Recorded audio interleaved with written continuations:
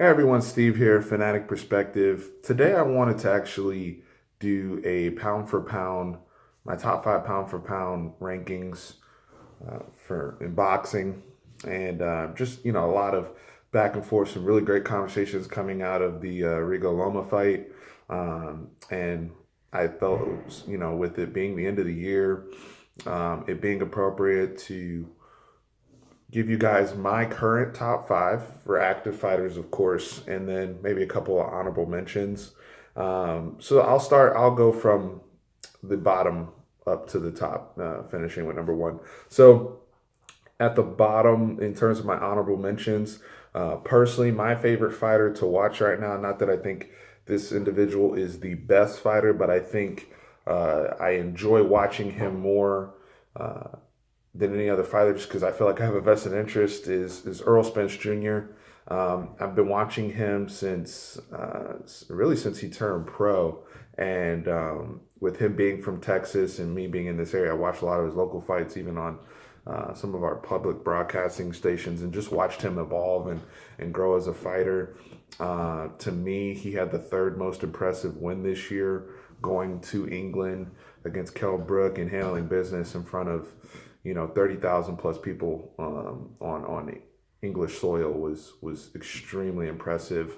I ultimately think it's going to be 147 is just murderer's row, and I ultimately think it's going to be him versus ultimately Terence Crawford for the king to be potentially an undisputed 147 champion. But that's one of my honorable mentions. Anthony Joshua would be another honorable mention.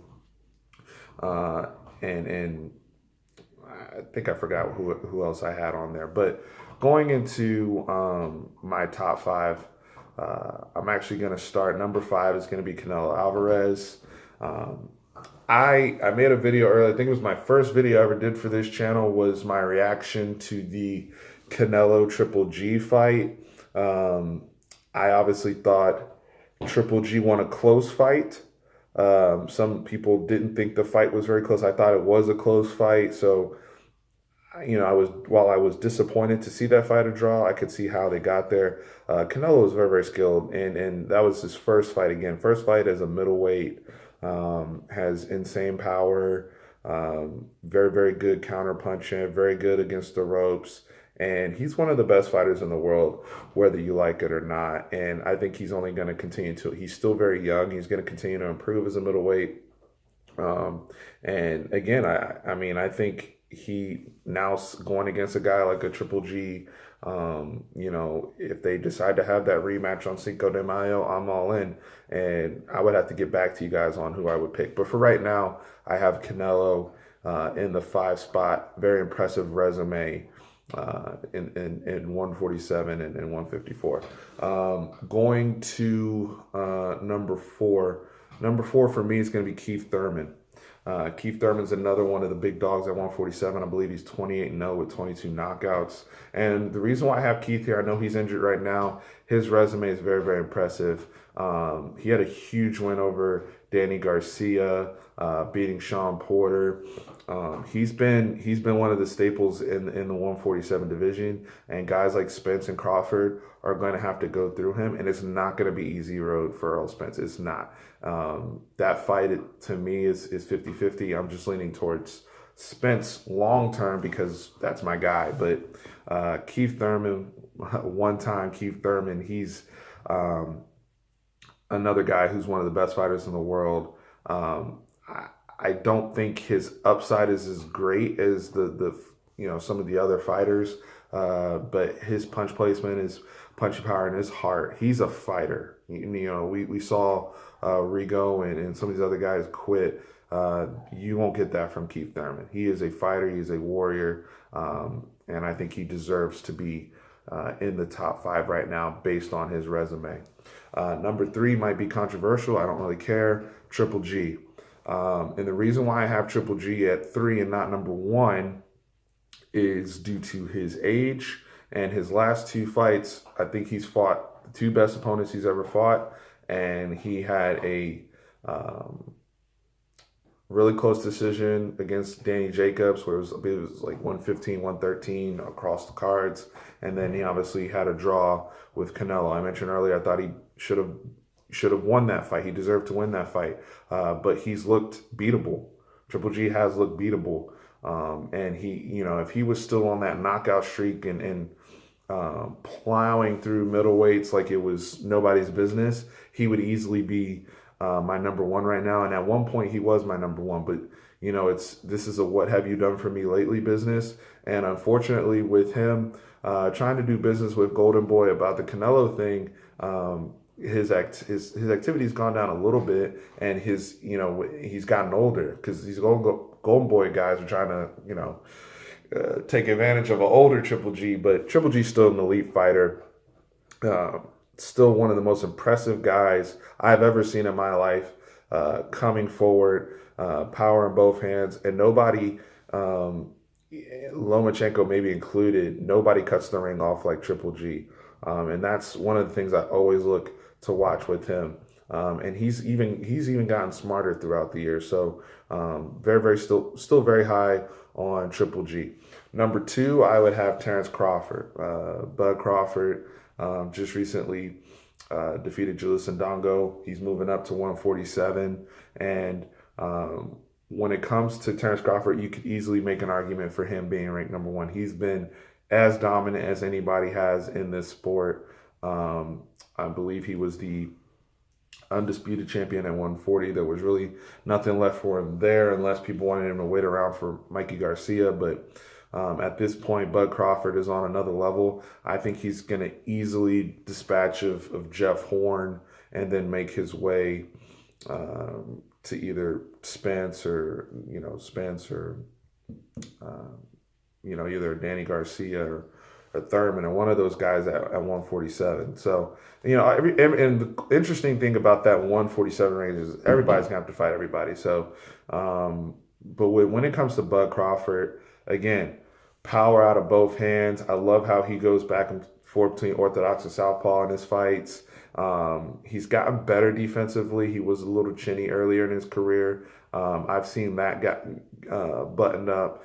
His victory against Postal was very, very impressive to me. And even the Ndongo fight. Ndongo was a guy who was a champion.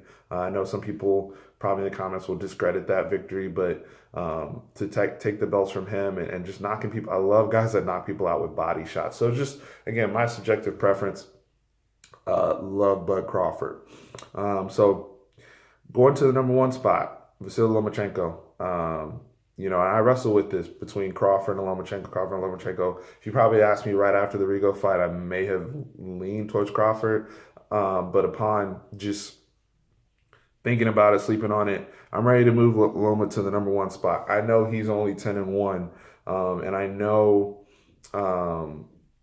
there's still questions about even the guys he's fought, but I actually give a lot of credit to the Rigo victory, and I give a lot of credit to somebody who, to me, that was the second most impressive win of the year. I mentioned Spence beating Brook is my third.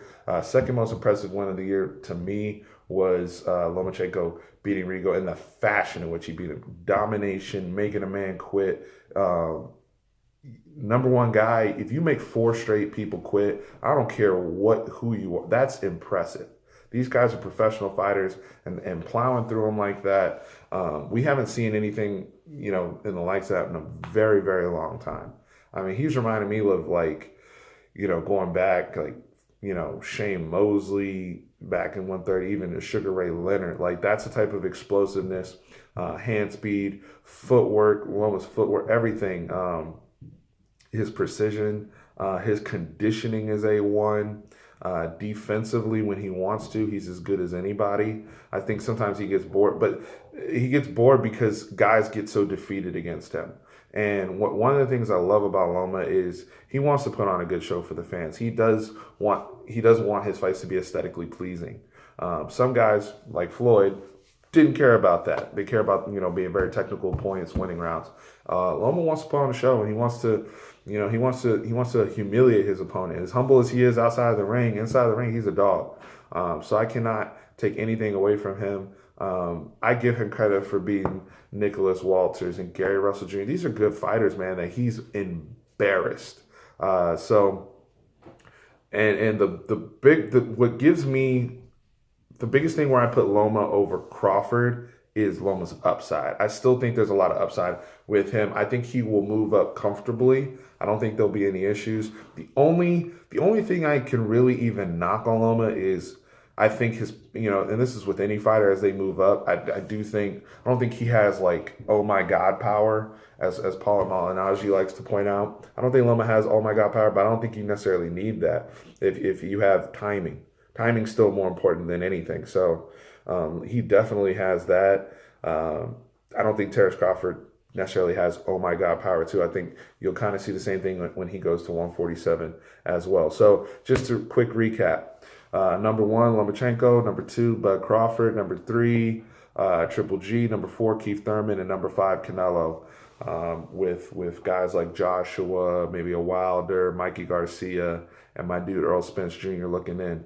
So we had a lot of shakeup with it this year. I didn't mention my most impressive victory. My most impressive victory was Andre Ward defeating Sergey Kovalev. You can also throw him in the honorable mention. That to me was the most impressive. But obviously Andre retired, so he's not on the rankings. But incredible year for boxing this year, guys. Incredible year. And I think 2018 the momentum's going to keep going forward. So just wanted to share my current rankings with you guys. Please let me know in the comments who your top 5 or 10 guys are. If there's anyone you disagree with me on, or if anybody I left out, I'd love to hear from you and converse. I really love these boxing conversations we've been having, and hope to continue making more of these videos. Please like, share, and subscribe, and see you guys soon.